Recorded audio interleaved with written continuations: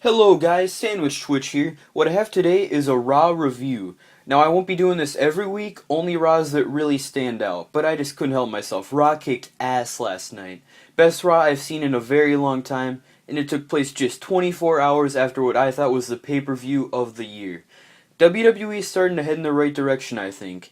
It was a night of solid wrestling matches with outstanding segments, and the main event was like pay-per-view quality.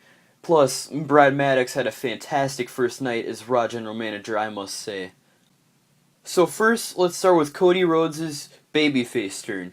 Christian defeated Damien Sandow in a singles match.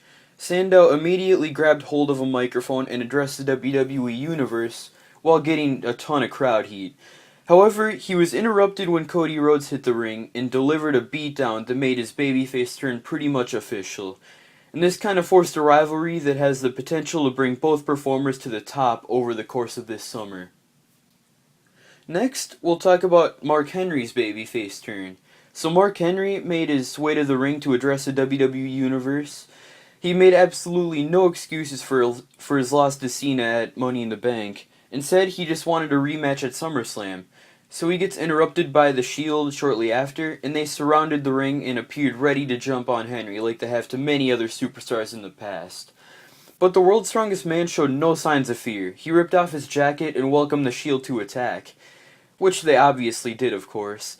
Ambrose and Rollins hoisted Henry onto Reigns' shoulders, and they delivered one of their famous triple power bombs to Mark Henry, leaving him lying unconscious before posing over his fallen body. Prior to his World Heavyweight Championship rematch against Alberto Del Rio on Raw, Dolph Ziggler met up with AJ in the backstage area. She attempted to apologize again for costing Ziggler the title Sunday night at Money in the Bank, but he didn't really want anything to do with it. So he broke up with her.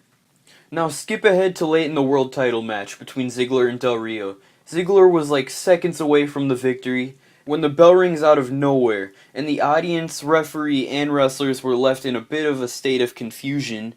Ziggler looked down at ringside and spotted AJ, who had come wearing a hoodie and rang the bell to distract her former boyfriend. So while Dolph was distracted, Alberto Del Rio delivered a hard kick to the back of the head and pinned Ziggler to retain his world title.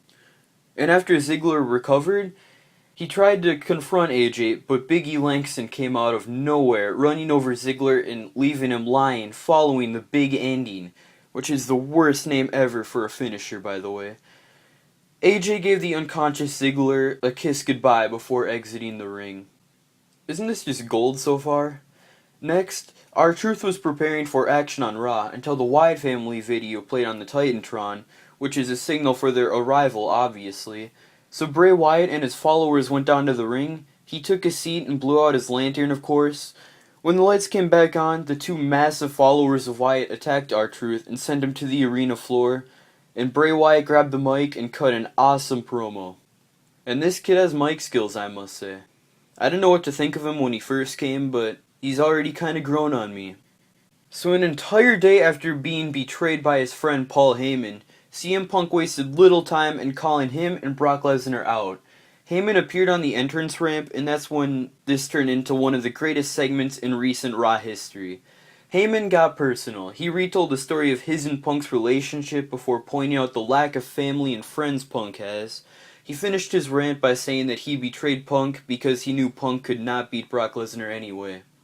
CM Punk threatened Paul Heyman, saying he would burn down everything around Heyman until he was the only thing left standing. After mocking Punk's It's Clobbering Time entrance, Heyman introduced Brock Lesnar. Punk and Lesnar found themselves in a tremendous brawl, which later led to Brock giving Punk an F5 onto the announcer's table. It was an amazing segment. Great way to build up to their match at SummerSlam. It should be a great match. Now, it's time for the main event, Rob Van Dam versus Chris Jericho. These two delivered a pay-per-view quality match on free television. Van Dam and Jericho picked up right where they left off 10 years ago. Never missed a beat in improving upon their very good 2002 King of the Ring semi-final round match, which saw RVD deliver a 5-star frog splash to Jericho for the win. Right here, things ended very similarly for Jericho last night, when Van Dam exploded off the top rope with his finishing maneuver and picked up the victory by pinfall. Very good match. So let's backtrack a bit. At the beginning of Raw, the new general manager Brad Maddox announced that John Cena would be allowed the opportunity to handpick his SummerSlam opponent later in the evening. With WWE superstars crowding the stage, they awaited Cena's decision. He kind of played to the audience a bit, allowing them to voice their opinions on a number of superstars before announcing his selection. The audience just erupted into yes chants. He announced that he would defend the WWE title at SummerSlam against Daniel Bryan, and the crowd went nuts. Bryan made his way to the ring and celebrated Cena's decision as Raw went off the air. It was one of those feel-good moments, you know? But I have a small, quick prediction here. I think that SummerSlam is the night we finally get Orton's long-awaited heel turn. I'm guessing Daniel Bryan will win the WWE Championship, and since he's pretty much the only man in the business that everyone likes, Orton will cash in his briefcase on Bryan and win the title for himself, and get a ton of crowd heat. But we'll have to see what happens. This could potentially be one of the best SummerSlams of all time, and I'm really excited for it. So thanks for watching, guys. Don't forget to like, subscribe, and tell me what you thought of Raw last night. See ya.